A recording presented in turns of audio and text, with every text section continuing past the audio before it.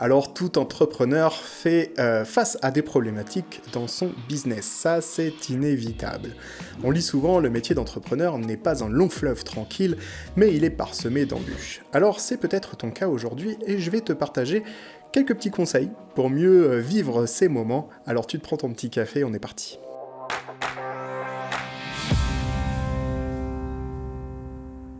Tu es probablement submergé par ton quotidien et tes problématiques de business qui peuvent influer sur ta vie. Alors je te rassure, tous les entrepreneurs sont passés par là, mais c'est pas avec ce genre de phrase un petit peu toute faite que ça va faire avancer le problème. Alors je vais te donner un conseil que je t'invite peut-être à essayer à appliquer. En tout cas, c'est ce que j'applique personnellement ou que je conseille à ceux qui croisent ma route.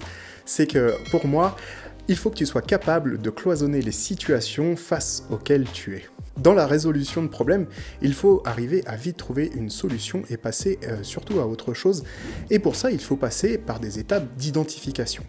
Ce travail n'est pas toujours facile à réaliser seul, c'est pourquoi il est important que tu sois déjà bien entouré de manière à pouvoir t'aider dans cette première étape du travail. Alors ton ascension est une succession d'étapes et de problématiques aussi. Ça fonctionne dans les deux sens. Le cloisonnement est l'une des solutions les plus simples et les plus performantes. Il faut arriver à prendre les sujets les uns après les autres. Dis-toi que c'est impossible, ou presque en tout cas, de régler tous les problèmes en même temps. Donc la première étape, c'est l'identification.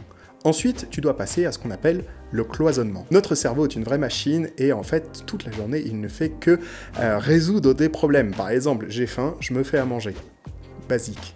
Et bien dans le cas de ton business, c'est exactement la même chose, tu dois identifier clairement les problèmes pour pouvoir les résoudre, c'est ça qu'on appelle le cloisonnement. Le plus important, c'est d'être précis dans ton cloisonnement. Noter par exemple sur une feuille, je dois trouver des clients, et ben ça c'est pas assez précis. Il faut un vrai travail de réflexion et d'analyse de tes problèmes. Oui, c'est facile de donner ce genre de conseils, là moi je suis derrière mon micro à vous dire ça, mais on sait que la vie entrepreneuriale est rude, est dure et surtout intraitable.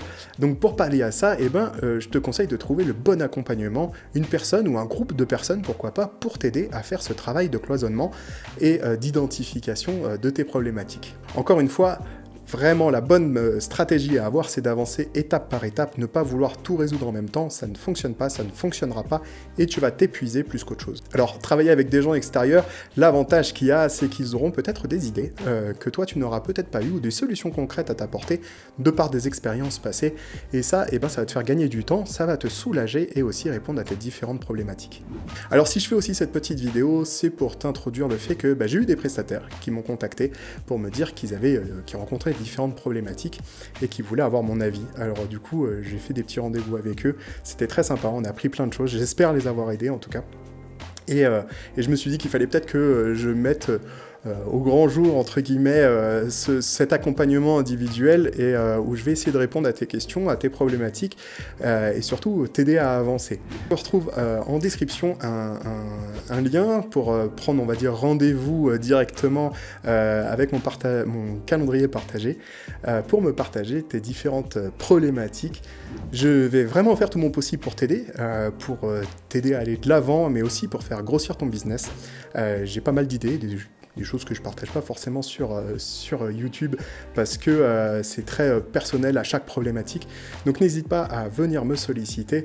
Tout ça est bien sûr totalement gratuit, donc t'as aucun risque à prendre.